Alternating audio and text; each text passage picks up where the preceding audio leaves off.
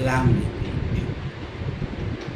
चंद्र Prabha media service new जीनत लेन में आपका हार्दिक स्वागत है। हम मुस्लिम समाज को चंद्र प्रभा मीडिया सर्विस न्यू जीनत लेन में तहे दिल से इस्तकबाल करते हैं और शुक्रिया करते हैं। हमको इस बात की खुशी है कि बहुत से लोगों ने हमारी बात को सुनी और हमारी बात को समझे, क्योंकि हमने लोगों को समझाया मदरसा चलाना है तो चंदा मांगना, ज़कात फितरा मांगना, लोगों के आगे हाथ फैलाना, लोगों को गुजारिश करना, ये सब एक मेहनती आदमी को अच्छा नहीं लगेगा, चाहे जितना भी हो। भीख तो भीख ही होता है और मेहनत की कमाई से मदरसा को चलाना और मेहनत की कमाई से मदरसा को चलाने के लिए योजना बनाना और मेहनत की कमाई से मदरसा चलाने के लिए तरह तरह की स्कीम बनाना, ये एक वीर पुरुष को शोभा देगा, एक अच्छे चाल चलन वाले को शोभा देगा। अब चंद्र प्रभा मीडिया सर्विस न्यू जीनत लेन ये तबलीगी जमात वालों का मीडिया सर्विस है। अब आपको मैं बता दूं कि चंद्र प्रभा हमारी पोती का नाम है। चंद्र प्रभा रामाधार की बेटी का नाम है। हमारे 4 बेटे हैं, अवधेश कुमार मिश्रा, सत्य पूजन मिश्रा, रामाधार मिश्रा, राजेश कुमार मिश्रा। हमारा पुराना नाम है पंडित अजय नारायण मिश्रा। हमारे बाप का नाम है पंडित सोनू प्रसाद मिश्रा। हमारे दादा का नाम है पंडित ज्वाला प्रसाद मिश्रा। हमारा खानदान भारद्वाज गोत्र में आता है और हम गिरिडीह बिहार के रहने वाले हैं। और हमारे अब्बा कोयला खदान में नौकरी करते। गिरिडीह कोयला खदान से चिरमिरी जुमनी कोयला खदान हुआ, वहाँ से कोरिया ट्रांसफ़र हो गया। माइनिंग सरदार के पद पर रहते और काम करते।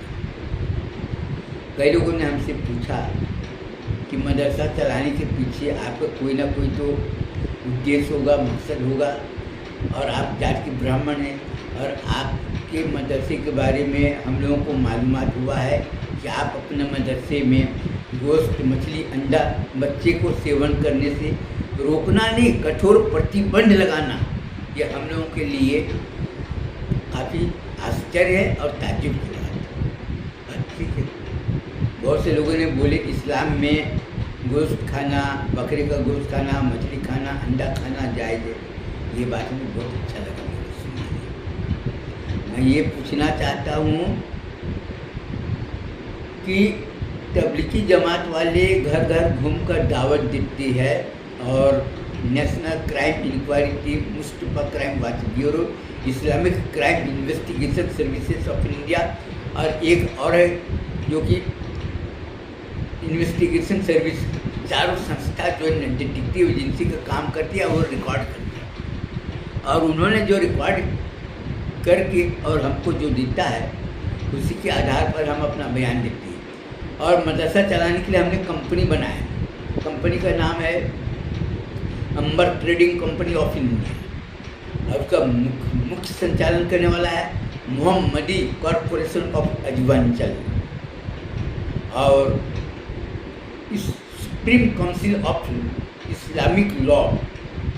ये हमारा जैसे कानून विभाग होता है देख रेख करने वाला, वो एक संस्था है, उसका काम है इस्लामिक कानून के बारे में जानकारी बनाना, जुटाना और उसी के आधार पर अपने मदरसे को संचालन करना, ये हमारा मूल उद्देश्य है।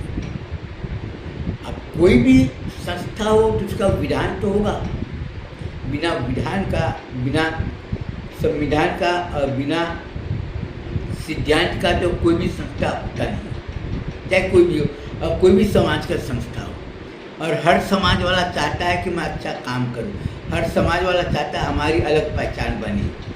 हर समाज वाला अपनी अलग पहचान बनाने के लिए एक पंचायत समिति बनाता है जिससे कि आपसी लड़ाई झगड़ा को आसानी से सरलतापूर्वक सुलझाया जा सके। तो हम जिससे लोगों ने सवाल किए वो बहुत ही अच्छी बात है।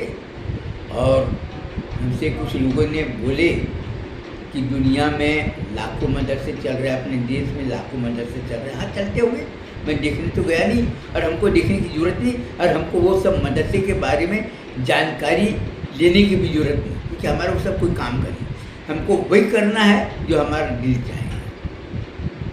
और बुद्धिजीवी वर्गों को अच्छी तरह से मालूम होगा, अच्छे समाज की परिकल्पना हम तभी कर सकते हैं जब हमारा सभ्य समाज होगा, और सभ्य समाज तभी स्थापना हो सकता है जहाँ पर न्याय व्यवस्था मजबूत हो। न्याय व्यवस्था के साथ साथ संचालन व्यवस्था मजबूत हो, जहाँ पर और वहाँ पर सिद्धांत और संस्कार, जिस समाज में सिद्धांत और संस्कार नहीं तो समाज कोई काम करे चाहे कितना भी अच्छा हो। और आज तबलीगी जमात वाले खुद बयान दे रहे हैं कि अल्लाह ताला ये फरमाता है, हुजूर सल्लल्लाहु अलैहि वसल्लम का फरमान है। हमने आप सबको पहले बता चुकी है कि हमारा नाम पंडित अजय नारायण मिश्रा है और इस्लाम के बारे में हमको कोई जानकारी नहीं। हमारे माँ बाप को भी कोई जानकारी नहीं, हमारे दादा दादी उसको भी कोई जानकारी नहीं, हमारे नाना नानी उसको भी कोई जानकारी नहीं। तो हमारा जो सिद्धांत है हिंदी के आधार पर बने। अब वो जमात वाले का कौन सा किताब होता है जो पढ़ते हैं और बयान करते हैं, और हमारा जो सिद्धांत है वो किसी समाज का बंधुआ नहीं है। हमारा जो संस्कार है वो किसी का बंधुआ नहीं है। कोई ये नहीं बोल सकता कि तुमको ये करना पड़ेगा। जैसे लोग बोलते ना शरीयत में ऐसा है, हदीस में ये लिखा है, ठीक है ना, हदीस में लिखा है, लेकिन मैं ये पूछना चाहता हूँ कि जमात वालों से कि आप ही लोग बोलते ना कि किसी का पैसा बेईमानी नहीं करना चाहिए। आप ही लोग बड़े बड़े जलसे करते, बड़े बड़े इज्तिमा जो होता है उसका रिकॉर्डिंग होता है, अब बताते हैं। आप ही लोग बोलते ना कि किसी का पैसा बेईमानी करने वाला एक मुसलमान नहीं हो सकता, किसी को धोखा देने वाला मुसलमान नहीं हो सकता। मुसलमान किसी के साथ में धोखा नहीं देगा, बेईमानी नहीं करेगा, किसी के बहू बेटी को बुरी नज़र से नहीं देखेगा, हमेशा मेहनत करेगा और हमेशा हक बात यानी हमेशा सत्य बात बोलेगा, झूठ बात की तरफदारी नहीं करेगा, और अच्छे लोगों के साथ में रहने के लिए सलाह देगा।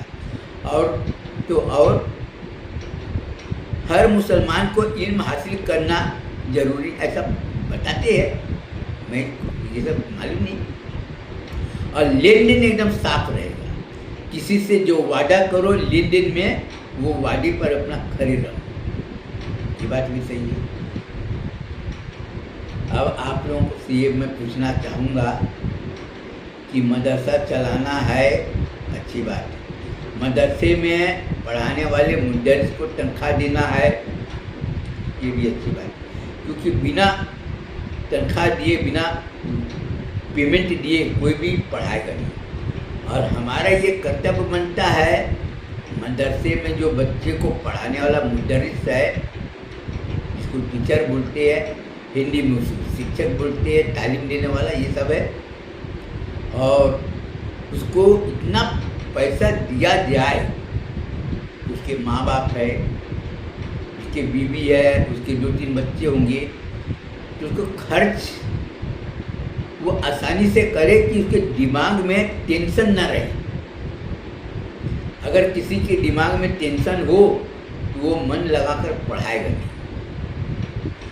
और ये सोचना आप सबका काम बनता है कि एक मुद्दत का तनख्वाह इस दौर में कितना होना चाहिए। सरकारी टीचरों को देखो, किसी का 80,000, 90,000, 1 लाख रुपया, और भी मैंने 60-65 हज़ार, 50-55 हज़ार से किसी का कम नहीं। जो प्राइवेट स्कूल है, बड़े बड़े दुकानदारी खोल कर रखी है, हमारे स्कूल में ये थी, तो वैसे ही हमारा मदरसा है। हमारे मदरसे का नाम है हजरत आमीना इस्लामिया मदरसा।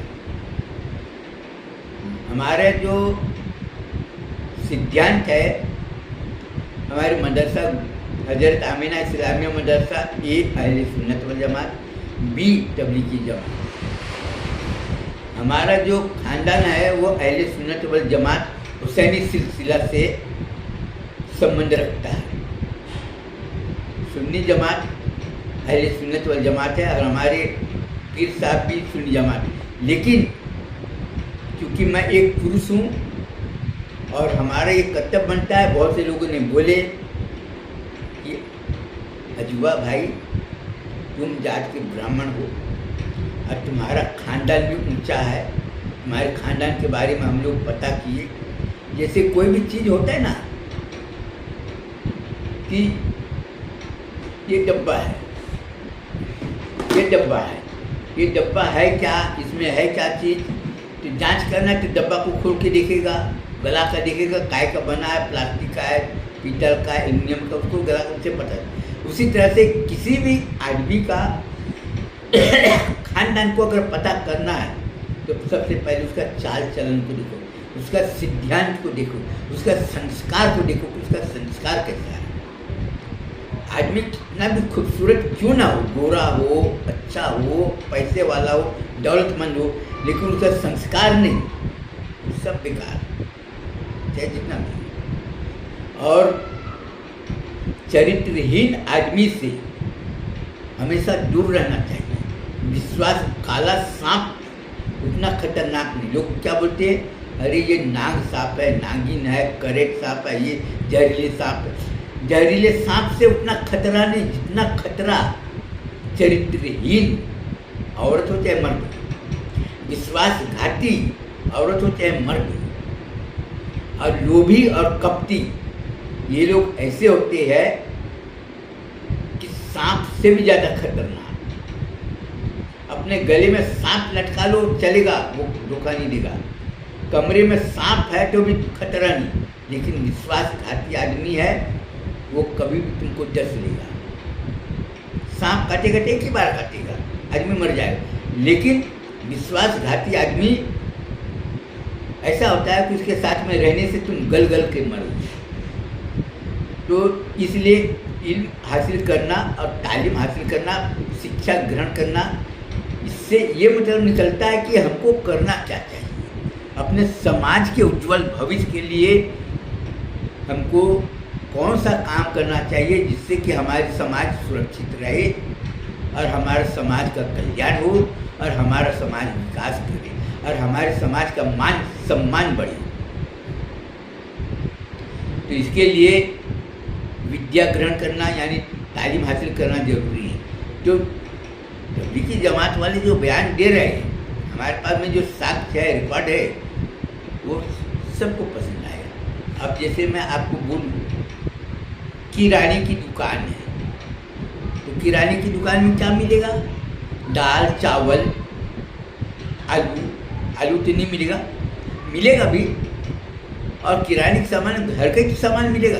लेकिन अगर किराने सामान वाला बोलेगा मैं दवाई भी मिलता है, लोगों को आश्चर्य होगा। किसी आदमी को बोलेगा जाओ किराने दुकान में ये दवाई लेकर आना, तो सुनकर सब लोग हंसेंगे, बोले चूतिया क्या औलाद, किराने की दुकान में दाल चावल मिलेगा ना, आटा तेल मसाला ये सब मिलेगा ना, दवा वहाँ पर कहाँ से मिलेगा? यार वो किराने की दुकान वाला है ना यार, वहाँ पर तुम जाना, अंदर से बोलना एक बोतल दारू देगा, दारू देगा सही है, पैसे लेके सही है, दारू दिया अच्छा दिया सही, लेकिन वो किराना दुकान वाला बदनाम हो जाएगा और जो अच्छे लोग हैं वहाँ पर जाना छोड़ देंगे। दारू बेचना बुरी बात नहीं, दारू बेचना भी बुरी बात नहीं, दारू पीना भी बुरी बात नहीं। अब रही बात हराम और हलाल का, ये तो मुस्लिम समाज में होता है, हराम और हलाल। अब आप ये बताइए मेरे को कि मुदर्रिस को, जो मदरसे में पढ़ने वाला जो मुदर्रिस होता है, आप उसको तनख्वाह नहीं दे रहे हैं, बेचारा क्या मन लगाकर पढ़ाएगा? और ये बात लोगों को मालूम होगा कि मुदर्रिस की तनख्वाह कितना है, 8,000 रुपया, कोई बोलता है 10,000 रुपया, अब आप ये बताइए कि आज एक मजदूर 500 रुपया, 450 रुपया, मिस्त्री 700 रुपया, 750 रुपया लेता है। एक मुदर्रिस आपने क्या औकात बना कर रखी? एक मजदूर से भी गए गुजरे हुए, यानी रोज का 200-250 रुपया रोज। अब उसकी क्या इज्जत बनेगी? वो बेचारा पढ़ाई किया, आलिम बना इधर उधर से कि हमारे बेटा, उसके माँ बाप सोचे हम आलिम बनाएंगे, बेटा कुछ कमाई दमाई करेगा, जिनका भी काम करेगा, ये भी करेगा। वो तो खुद परेशान है। अब आपका बच्चा पढ़ेगा क्या? अच्छा, रोज दूसरी बात, मदरसे में बच्चे पढ़कर अगर निकले तो सबको दिखाई देगा ना कि बच्चे पढ़कर निकले तो काम क्या कर रहे हैं। मदरसे बच्चे पढ़कर निकले, अगर वो झूठ बोला, बेईमानी किया, किसी को धोखाधड़ी किया, फिर वो वैसा इल्म हासिल करने से फायदा क्या? आज लोग क्या बोलते हैं, मुसलमान बहुत परेशान है। ये सुनकर बड़ा ताज्जुब होता है। मुसलमान परेशान कैसे हो सकता है, ये बात समझ में नहीं आ रहा है। जबकि अल्लाह ताला फरमाता है कि कुरान शरीफ का तुम अमल करो तो मुसलमान कभी परेशान नहीं होगा। आज लोग मुसलमान को लोग बहुत गिरी हुई नज़र से देखते हैं, नफरत भरी नज़र से देखते हैं। क्यों देखते हैं? सही बात नहीं बताते। आज मुस्लिम मोहल्ले में जाओ, गंदगी भरे रहते हैं, साफ सफाई नहीं करते, बात बात पर लड़ाई झगड़ा करते, गाली गलौज करते, और कुछ भी बात हो तो बोल रहा है कि मेरे को समझता क्या है, जो अभी मेरे को जाता नहीं कि मैं क्या करूँगा तुम्हारे साथ। लेकिन कोई ये नहीं बोलता कि तुम अभी मेरे को, मेरे बारे में तुमको अभी जानकारी नहीं है, अरे तुम्हारा बिगड़ा हुआ काम है ना, मैं बना दूँगा, ये कोई नहीं बोलता। आज देखो, आज मुस्लिम समाज की अत्यंत दयनीय स्थिति, यानी बहुत नाजुक हालत से गुजर रहा है, और मौलाना लोग बड़े बड़े बयान कर रहे हैं, लेकिन उसका कुछ नतीजा नहीं दिखाई दे रहा है। अभी 2 महीना पहले अभी क्या बैनर लगा था, इजराइल का बना हुआ सामान मत खरीदो, ये मत खरीदो, क्योंकि वो इस्लाम का दुश्मन है। यानी इजराइल मुसलमानों, फिलिस्तीनियों के ऊपर में जुल्म ढा रहा है, ये सबको दिखाई दे रहा है। ये लोग बड़े बड़े मौलाना लोग बोल रहे हैं मस्जिदों में कि उसके लिए दुआ करो, ठीक है, लेकिन इस्लाम को मिटाने का काम कौन कर रहा है, मैं ये पूछना चाहता हूँ। आज इस्लाम को मिटाने वाला कौन है?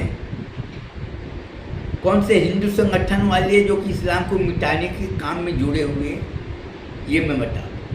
आज मस्जिदों में जाते हैं, बड़े भरे रहते हैं, जुम्मा का दिन में अब बयान होता है, लंबी लंबी तकरीरें होते हैं, अब बोलते हैं कि मैं फलानी जगह से चंदे के लिए आया हूँ, इतने बच्चे पढ़ते, इतने बच्चे खाने वाले हैं, और आप लोगों से गुजारिश है कि आप हमारे मदरसे को ज़्यादा से ज़्यादा इमदाद करो, क्योंकि हमारा मदरसा गरीब इलाका है और बहुत गरीब बच्चे पढ़ते हैं, मिस्कीन है, और यतीम बच्चे पढ़ते हैं, वो जो लोग चंदा देते हैं। लेकिन हमको ये बताओ, जो चंदा दे रहा है वो हलाल की कमाई दे रहा है कि हराम की कमाई दे रहा है? तुमने कभी पूछे? कभी नहीं पूछे।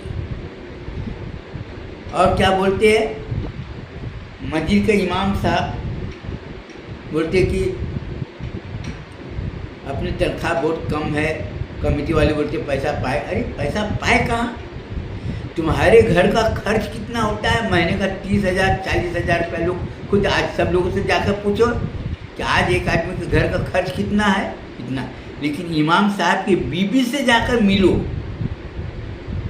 अब इमाम साहब की बीबी को तुम बाजी बोलोगे, भाभी बोलोगे, कि बहू बोलोगे, कि बेटी बोलोगे, क्या बोलोगे? ये सब नहीं बोलूँगा।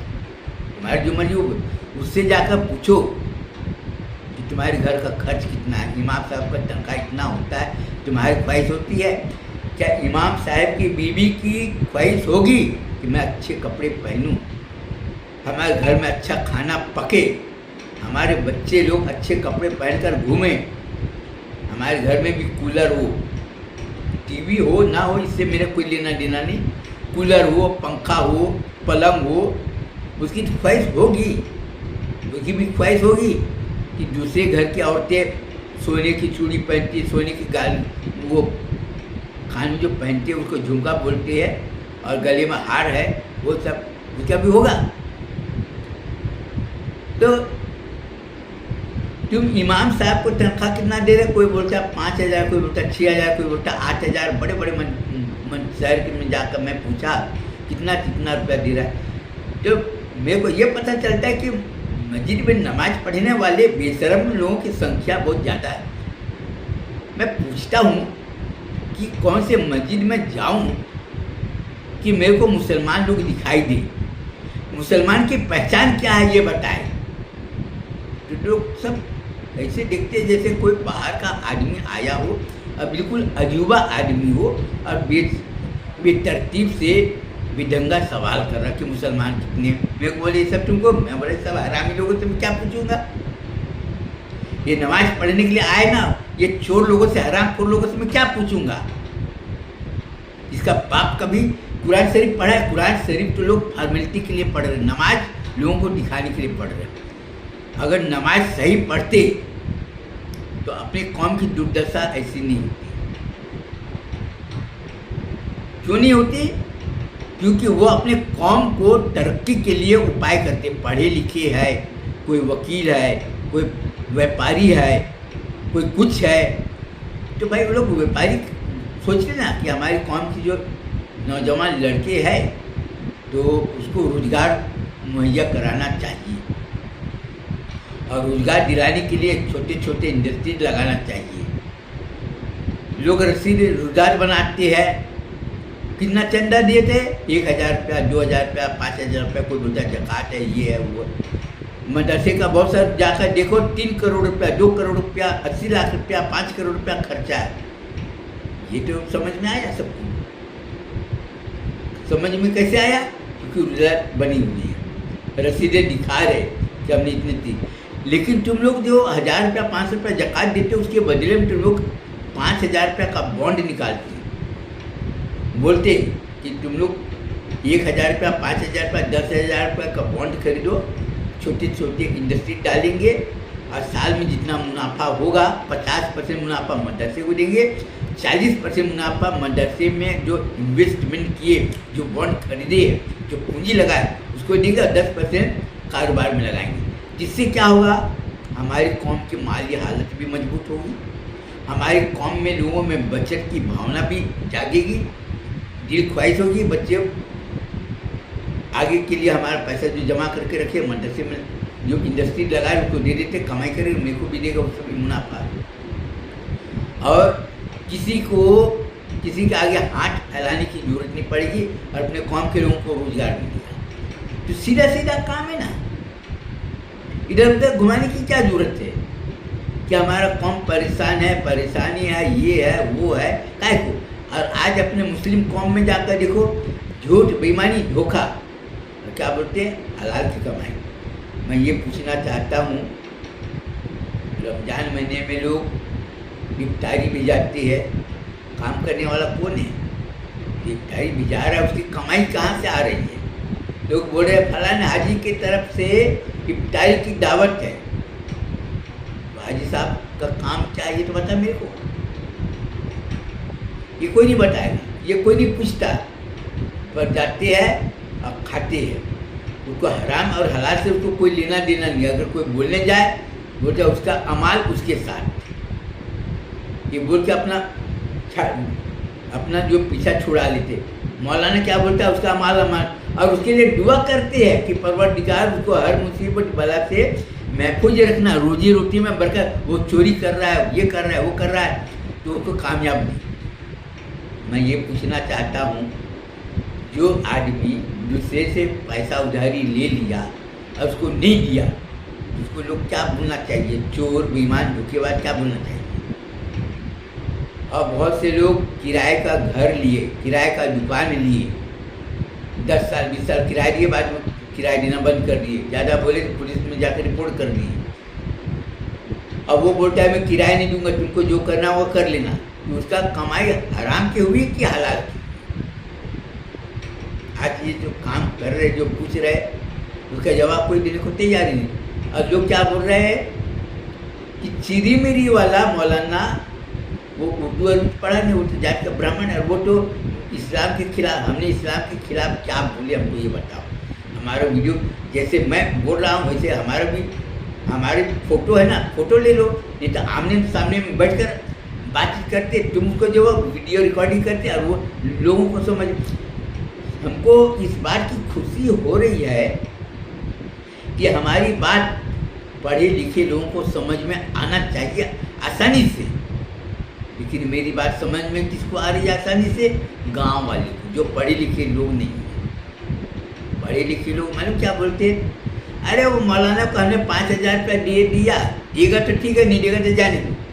लेकिन जब उसको पैसे वापस मिले तो सुभान अल्लाह, बहुत अच्छा। मैं लोगों को समझाया कि मदरसा चलाना है तो कारोबार करना है, लड़कियों को सिलाई सिखाओ और गारमेंट इंडस्ट्री डालो, और अहमदाबाद से, सूरत से और जगह से कपड़े लाओ, बच्चे लोगों को kurta pyjama salwar jumper half pant full pant सब बनाओ, बेचो, और उससे आमदनी का जरिया हो गया, मदरसे का आमदनी का जरिया हो जाएगा। और अपनी कौम की लड़कियों को सिलाई करेंगे, इसको रोजी रोटी। कलकत्ता में मटिया बुरुज है, वहाँ पर जाकर देखो लाखों घर में सिलाई चल रही है। आज से नहीं, 40 साल पहले मैं जाकर देखा था मटिया बुरुज, खिदिरपुर के आगे में, वहाँ पर जाकर देखो, तब समझ में आया। तो ये बताइए कि छोटे छोटे इंडस्ट्री जो और जो डाले हैं, चला रहे, सबकी रोजी रोटी चल रही है, तो अपनी कौम को रोजी रोटी देने के लिए इसका उपाय क्यों नहीं करते?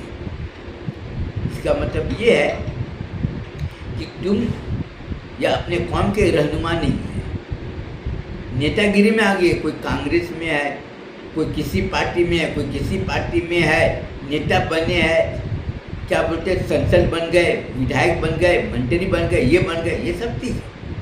लेकिन अपने कौम के लिए क्या किए, हम ये जानना चाहते। कांग्रेस में कितने मुस्लिम लोग थे ना, मंत्री थे, विधायक थे, संसद थे, ये सब थे ना, अपनी कौम के लिए उन्होंने क्या काम किए, ये लोगों को दिखाई दे। आज मस्जिदों में कमेटी बनी हुई, लेकिन हर जगह घोटाला, मदरसे में हर जगह घोटाला। ये मैं नहीं बोल रहा, वो दूसरे लोग जो वहाँ पर रहते हैं वही लोग बता रहे। मैं तो देखने गया नहीं और हमको जाने की जरूरत नहीं कि कौन मदरसे में कितना घोटाला, और हमको जानकर हम करेंगे भी क्या, हमको तो अपना देखना है। तो मैं अपने मदरसे में पढ़ने वाले बच्चे को यही बोलूँगा कि तुम लोग को कोई भी मुसलमान कुछ भी चीज़ देने के लिए आए, तुमको नहीं देना। हमसे जितना मेहनत बनेगा, हम अपना मेहनत कर रहे, और कोई भी चीज़ अगर समझ में नहीं आए तो दूसरे जाकर पूछो। क्योंकि मैं तो झूठ बोलकर धोखा दे के किसी का दौलत हमको नहीं चाहिए। और रही बात हमारे मस्जिद में जयनमाज की ज़रूरत है, और भी ज़रूरत है, ट्यूबलाइट की ज़रूरत है, पंखे की ज़रूरत है, और पानी वगैरह की ज़रूरत है। ये काम हमारा है। बहुत से लोग आते ना, बोलते हम चंदा देना चाहते, हमको चंदा नहीं चाहिए। कई लोग बोलते ना कि मस्जिद में हम नमाज पढ़ते, तुमको क्या तकलीफ ये बता दो, लेकिन हमको चंदा नहीं चाहिए। तो लोग तरह तरह की बातें करते, तो करने दो, हमको उसकी बात को सुनना नहीं। बहुत से मौलाना लोग आए हमारे बारे में, बोले कि ये कमेटी नहीं बनाता है। हमको कमेटी बनाने की जरूरत नहीं। मस्जिद क्यों बनाई जाती है? नमाज पढ़ने के लिए। कुरान शरीफ मस्जिद में रखी जाती है पढ़ने के लिए। तुम अपना आओ, कुरान शरीफ पढ़ो, नमाज पढ़ो, ये करो, तो इससे अपने को। लेकिन बाहर का पैसा हमको नहीं चाहिए। हम मेहनत करना चाहते हैं। अब बहुत से लोग बोलते हैं कि तुम्हारा अच्छा ताल्लुकात है, तो हमने बहुत से लोगों से पैसा ले लिए, क्योंकि मैं जानता हूँ कि वो हमसे पूछते कि हमने झूठ नहीं बोले। तुम हमको जानते हो ना, हमने किसी के साथ में धोखा नहीं दिए, हमने किसी का बेईमानी नहीं किए, हम किसी का माल को हड़प नहीं किए। तो ये सब देखने के बाद में हमने बहुत से लोगों से पैसा ले लिए, ठीक है, कोई बात नहीं। लेकिन हमको इसका आदत नहीं बनाना है।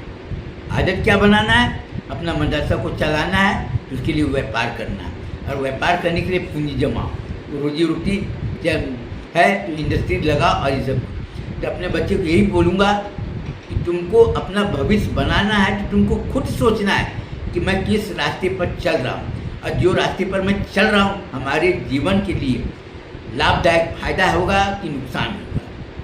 हमारे ऊपर में विश्वास नहीं करना है किसी को, तुमको खुद सोचना है और तुमको समझना है। क्योंकि अब हमारा उम्र 70 साल हो रहा है और हमारा काम सभी लोगों के लिए अच्छे कारोबार से जोड़ना, अच्छी जानकारी देना और लोगों को समझाना हमारा काम है। आगे तुम्हारी मर्जी, तुम अच्छा काम करो ना करो ये तुम्हारी मर्जी। अस्सलाम वालेकुम। अगले वीडियो में फिर मुलाकात होगी। हमारी बात अगर आप लोगों को अगर पसंद आई हो तो उसको लाइक करें और सब्सक्राइब करें और कमेंट करें। तब तक के लिए खुदा हाफिज़।